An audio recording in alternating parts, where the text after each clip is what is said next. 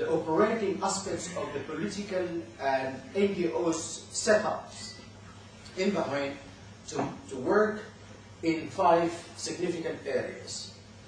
The first operatives was in charge of the Jordanian intelligence unit and in charge of 4 major bogus or front NGOs.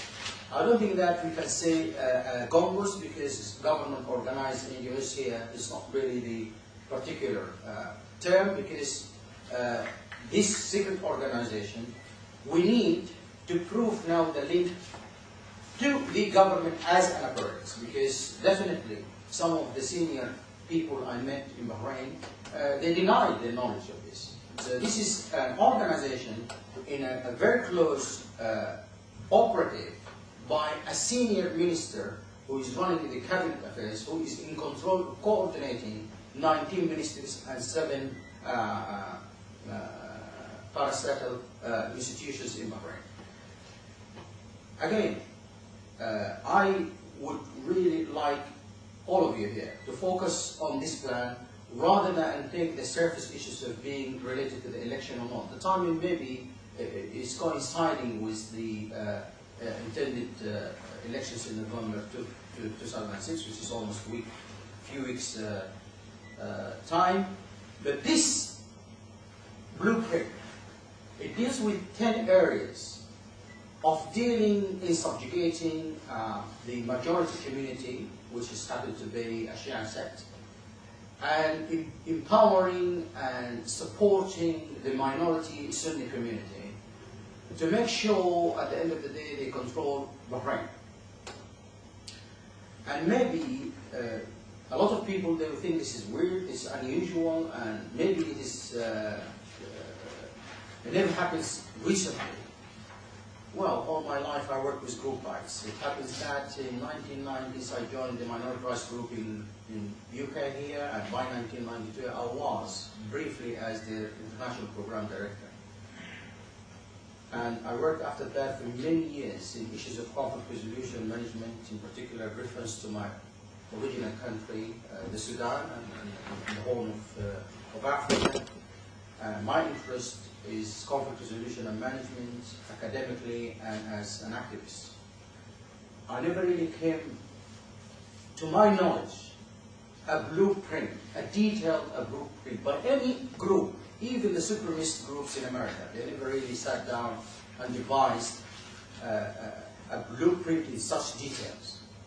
I was associated for many years, and I worked with my comrades and friends in Southern Africa. I was an active member of the anti-apartheid movement, and I've been there in South Africa recently and many times, and I work as a consultant to a few South African institutions till today.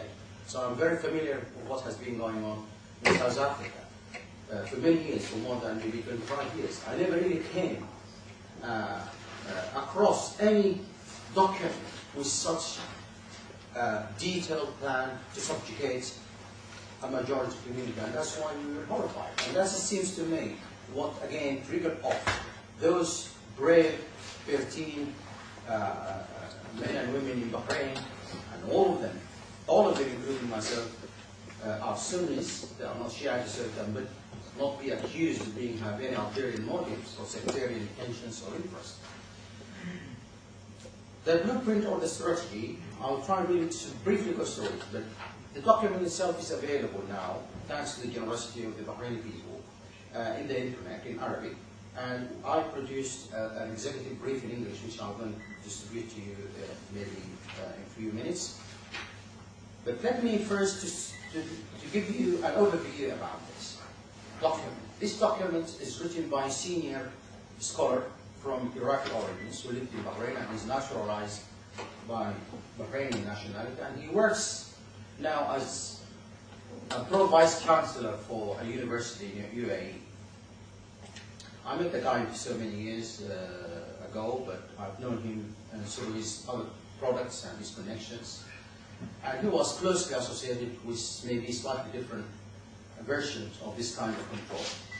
But this document is talk about, after a prelude, about the political aspects of this strategy and how it's important for this cell to look at the challenges in the political scene. Maybe most of us here know that the major political groups boycotted the 2002 elections. And after a very significant effort by the people of Bahrain, including our very modest and small contribution as Gulf Center for Democratic Development, the political group, the major political group, decided to join the election of 2006. And they came at the time when they thought that the rules of the game, at least in its minimum aspects, is fair enough for them to have a chance to enter the official political process. And from there they can work within the system to raise the upper limits and the boundaries of political activities, and we supported them. I personally produced a book assessing the 5 years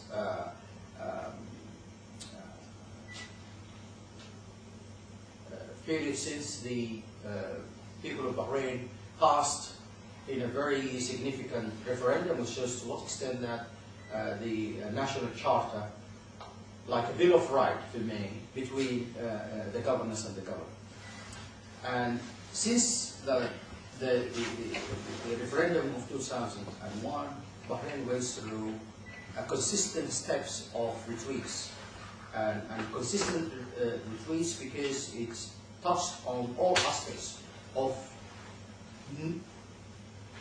working against the spirit and the letters of the Bill of Rights, the National Charter, where for the first time since 1971, the Bahraini came back and agreed, or at least had a social consensus on a blueprint which will help them to work as citizens, rather than being divided to sects or being discriminated against according to their origin. And the second section, which deals with the economic aspects of Bahrain, and there is a detailed review of what the issues of wealth and power connected in Bahrain. The way that the Sunnis, through this very articulate way, is to work to empower Sunnis and to give them the chance through different steps, legal or otherwise, to deny the Shia from getting access to the resources of the country.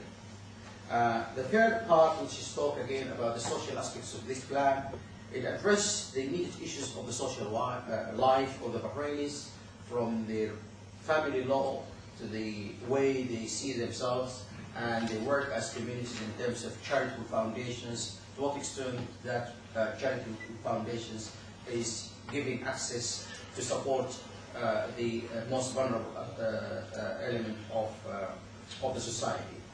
And after the political, economics and social, it deals with the demographic